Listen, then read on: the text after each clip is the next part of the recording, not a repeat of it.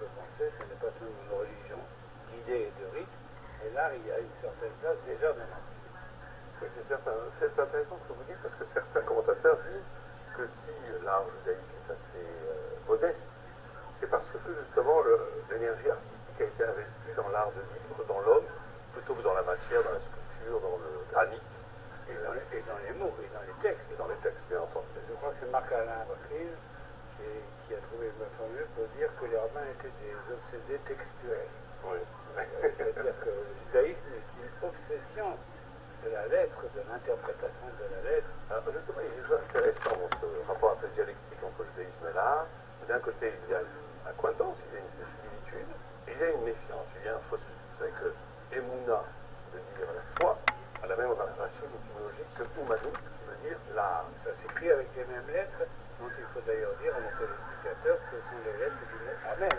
Amen. Amen vient du mot Emouna, qui veut dire la foi. Quand quelqu'un dit Amen, ça veut dire je crois à ce que vous avez dit. Oh oui, il y a une tradition judaïque où quand il y a des similitudes linguistiques, c'est le contraire. Kadosh en étant sacré, c'est en même temps profanation, les accords en étant enracinés ou déracinés, etc. Mais c'est un contraire de proximité. C'est-à-dire qu'il y a quelque chose de très proximité, il y a une proximité évidente, et il y a en même temps un fossé. Alors, d'où vient cette proximité? Ça, c'est facile. C'est parce que de la même façon que je les inspire à une captation du fini, de l'infini, d'une jouissance de la finitude par rapport à l'infini, d'un instant d'éternité, d'une rencontre entre Dieu et l'humain, l'art à la manière soit absolue, mais il y a aussi, bien entendu, une sorte de trahison là, par rapport à l'homme. Et il faut curieusement trouver la source de cette rupture avec Moïse. Vous voulez dire une méfiance envers l'art? Oui, une méfiance et surtout une critique du judaïsme par rapport à la posture artistique. On le voit d'ailleurs avec Moïse, avec Moshe Rabbeinu, qui à un moment donné, Dieu lui dit, dans le rocher, le peuple lui a soif. Il parle au rocher. Moïse frappe le rocher et l'eau sort et Dieu lui dit, puisque tu n'as pas, et là on a le mot Emouna, il lui dit, Vous n'avez pas une confiance en moi? oui, alors vous n'avez pas créé la confiance, ça dit vraiment littéralement, parce qu'il est reproché à Moïse, c'est que l'acte créateur, il révèle cette lumière. Mais on lui reproche que l'acte créateur est paradoxalement celui qui va masquer l'émission de cette lumière. On va voir plutôt l'artiste, plutôt que la lumière qui révèle. Or, Moïse dit, bien oui, si tu n'avais que parlé, tu aurais appris au peuple qu'en vérité, le sublime spirituel est dans chaque chose, il suffit de les voir. En faisant un acte, tu crées un miracle. Tu masques l'évidence de la lumière divine qui est dans chaque chose.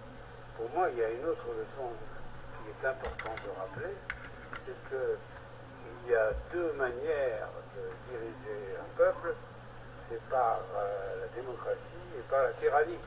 La démocratie, c'est quand on parle aux gens et qu'on les écoute aussi, et la tyrannie, c'est de ne pas permettre aux gens de s'occuper, comme disait l'autre, de s'occuper de ce qui les regarde. Donc, ce qui est important, c'est de ne pas utiliser la violence dans la politique, mais utiliser la parole. Lui, il a expliqué, en frappant le rocher, il a donné une certaine légitimité à la violence. Oui, il a cassé les cordes par la force. Le commentateur nous dit, c'est le problème de l'art. C'est-à-dire que là, l'acte créatif, paradoxalement, masque que l'art lui-même révèle. C'est pour ça qu'il y a en même temps proximité et trahison. Alors, d'où ça se passe. Alors là, on rentre dans ce qu'on a dit, c'est le personnage de Korach.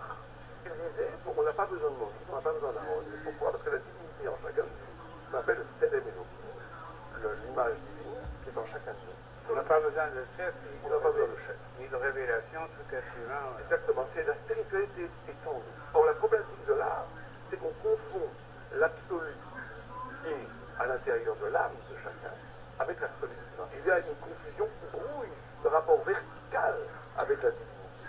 On peut dire que dans le judaïsme, l'art est totalement accepté, mais avec une grande dichotomie dans les arts plastiques, notamment, je ne parle pas de la musique, qui évidemment est un art juif depuis très très longtemps, depuis le roi David, il y a eu des grands musiciens, le violon sur le toit, etc. La musique a toujours joué un rôle important dans le judaïsme, mais dans les arts plastiques, on fait une grande différence entre la peinture et la sculpture.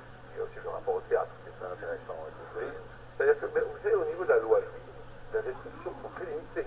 On peut absolument tout peindre, sauf les représentations divines. On peut, la sculpture aussi, ce qui est interdit, c'est les représentations divines, c'est l'homme dans un format identique à l'homme.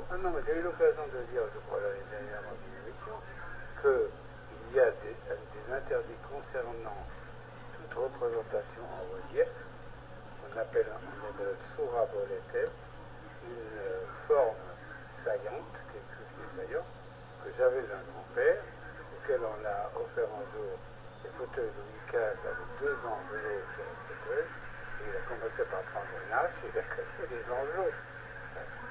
Donc il y a quand même eu dans le judaïsme une tradition de réticence à l'égard des formes en relief. Tout à fait. C'est une chose dans la conscience juive qui a une résistance. Et d'où vient cette conscience juive? Elle vient de quelque chose tout à fait particulier. C'est que le rapport du spectateur, du spectateur, avec l'œuvre artistique est un rapport de consommation. Un spectateur se doit d'installer une distance, une proximité, une sorte de dialectique entre la distance et la proximité, qui fait que je ne peux pas être complètement investi dans l'apparition que la spiritualité fait apparaître dans l'art. Et c'est quelque chose là qui est contraire à toute la tradition judaïque. Le prophète Ézéchiel, par exemple, quand il réprimandait le peuple d'Israël, il y avait des femmes qui venaient l'écouter. Mais comme on allait au spectacle, et lui il était furieux, parce qu'il disait je ne suis pas un acteur de théâtre, je suis ici pour vous dire la vérité, je veux vous faire trembler, pas vous régaler. Et donc il y a dans le rapport à l'art une posture où on consomme de la transcendance, au lieu que cette transcendance est là pour nous bouleverser, pour nous changer, pour nous modifier et pour imprégner son empreinte sur l'âme humaine. Il faut quand même dire que tout au long de l'histoire, jusqu'au temps moderne, l'art c'était plutôt dans la musique, pour les communautés juives, et pas tellement dans la peinture ou même dans la sculpture. Les premiers grands peintres juifs apparaissent à la fin du XIXe siècle et surtout au XXe siècle, avec Chagall, Manet Katz et d'autres. Mais il y avait toujours des réticences devant toute forme de représentation, et alors surtout pas des représentations en relief, pas la sculpture. Mais on a trouvé des synagogues anciennes. Il y a des tas de grands sculpteurs juifs, Vatkin et autres. Oui, on a trouvé dans les synagogues très anciennes des représentations picturales. À Doura Europos, en Irak, il y a une synagogue, Doura Europos, où effectivement, il y a des représentations picturales, des scènes de la Bible, etc. Mais en général, les synagogues, tout comme les mosquées, il n'y a pas de représentation imagée. Vous savez que le problème est traité déjà par le statut, où la figure contraire d'Israël et le peuple, un peuple qui s'appelle Amalek. Un peuple cousin d'Israël et qui l'attaque dans le désert. Qui l'attaque dans le désert, et on nous dit Amalek, c'est le sang du cadavre d'Israël. Vous avez vu dans cette image. C'est Dracula. Dracula, donc c'est quoi? On dit dans le sang, c'est ce qui fait le lien entre le corps et l'âme, et la pensée. Et donc on a ici une position, quand on sait que c'est exact, ils n'ont pas mangé, mais c'est une jouissance de la transcendance. Ça veut dire qu'on a Mozart, Jean-Sébastien Bach, Wagner, Beethoven, du sublime, Bach, les étincelles. Qu'est-ce qu'on fait avec ces étincelles divines? Le judaïsme, avec les étincelles divines qui sont dans le Talmud, assigne l'homme à une élévation de sainteté. Amalek prend la même étincelle divine, prend le même yud, mais il descend vers le bas, en disant ça doit être un objet de consommation culturelle, où les gens vont au concert, se délectent de la transcendance et retournent chez eux comme si de rien n'était. Et vulgarisation. Je ne dirais pas vulgarisation, je dirais plutôt une consommation de la transcendance. Et donc on a ici deux postures par rapport au sublime. On a une posture qui est où le sublime impose un bouleversement, une remise en question, et une posture artistique où le sublime, la transcendance, la divinité, est offert à la consommation paisible de l'homme. Et c'est là où il y a une méfiance radicale du judaïsme par rapport à l'art. D'ailleurs, vous savez que cette confusion entre Elohim, le Dieu lui-même dans sa révélation objective, et le ciel et Elohim, le Dieu intime qui se manifeste à l'intérieur de moi, et le texte est tout à fait précis dans la Bible, le premier grand artiste, peut-être de tous les temps de l'État judaïque, c'est Beth Salel, qui a construit les Mishkan, le tabernacle, et son nom porte Beth Salel, ça veut dire à l'ombre de Dieu. Donc ce n'est pas Dieu, c'est l'ombre de Dieu. Ce caractère de distance, de ne pas confondre sa propre divinité avec la divinité elle-même. Oui, mais enfin, ce Beth Salel dont vous parlez, c'est celui qui a construit le Téléphone. Si c'était un artiste, il était certainement à la fois sculpteur, peintre, architecte, etc. On voit bien tout de même que le premier temple, le tabernacle dans le désert, a été construit sur des données artistiques. C'était une œuvre d'art. Complètement. La notion de l'art est intégrée dans le judaïsme. Elle doit être intégrée comme un signe. Et c'est très intéressant de voir que l'art contemporain, à partir des impressionnistes, en sur les expressionnistes, les cubistes, etc., expressionnistes, et surtout l'art abstrait et l'art contemporain, brise avec une représentation, avec le mythe de mimétisme ou le mythe du chef-d'œuvre.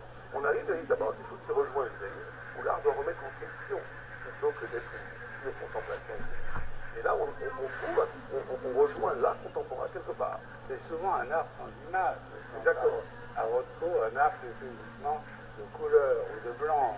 Exactement. Et qui renvoie. Alors, là où il y a encore une fois une onction, c'est que l'art contemporain est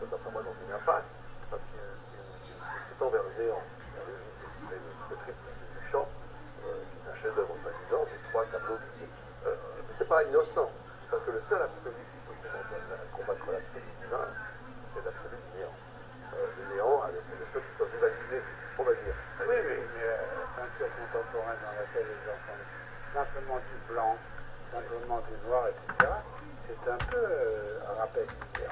C'est un bel idéal. Il n'y a plus de forme. Oui, il n'y a plus de Le forme. problème, c'est la forme.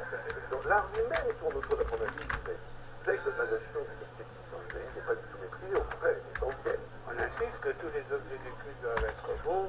Le Shabbat, on doit mettre une belle nappe. On doit avoir de beaux chandeliers. D'ailleurs, dans le cantique de Moïse, il y a un moment, c'est Eli Valveu, c'est Dieu et je vais lui donner un lieu et un espace.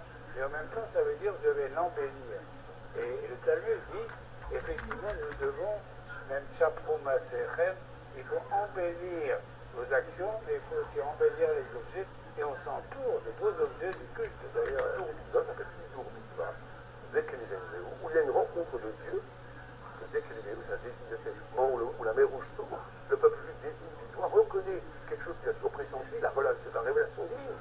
Et à ce moment-là, l'impératif de l'esthétique est assigné par la Torah, c'est extraordinaire. Ouais. On vient nous enseigner par là que dès qu'on veut donner un tiers d'argent pour embellir les objets, et le maral de Prague, ce sont des questions qui ont l'air de rien, dans des perspectives conceptuelles extraordinaires. Il dit pourquoi un tiers?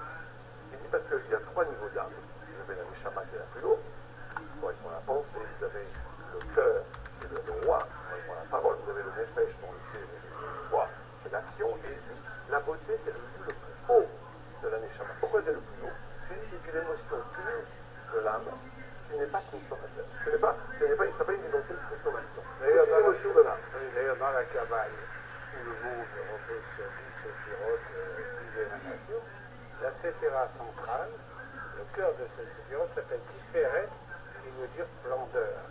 Donc on voit bien que, comme j'ai souvent eu l'occasion de dire, dans le judaïsme, l'éthique et l'esthétique se combinent, se rejoignent. C'est pour ça que Betzalel, l'ombre de Dieu, s'appelle Betzalel, le grand artiste de la Bible, parce qu'il est à l'ombre. Il sait qu'il est à l'ombre. Et il cherche une lumière. Cette ombre cherche une autre lumière. Et quand l'ombre se prend pour la lumière, on est là dans la trahison absolue.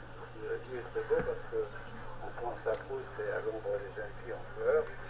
Ouais.